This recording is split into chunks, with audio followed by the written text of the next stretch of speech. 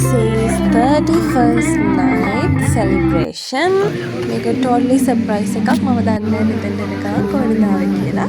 එසන්න කියලා මෙතන තමයි එකන් ආවේ. මෙතන තිබුණා special offer එකක්.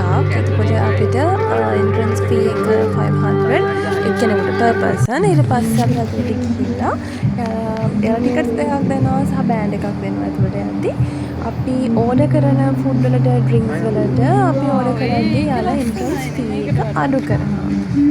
Dashman Street is best because of their decorations and setup. Lights හරිම ලස්සනට use කරලා තියෙනවා මෙයාලා. We have ordered spaghetti and what's the other one? Thai rice. ඊපස්සේ යාලා bonfire එකකුත් ready කරලා තිබුණා beach එකේ. live music තිබුණා background එකේ. ඔන්න ඔය විදිහට අපේ names අනුව reserve කරලා තිබුණා tables එක නියමයි. අයියෝ කෑවට පස්සේ lipstick ඔක්කොම ගිහිල්ලානේ. මේක මීටර් උනේ දැන් වීඩියෝ එක බලන්න.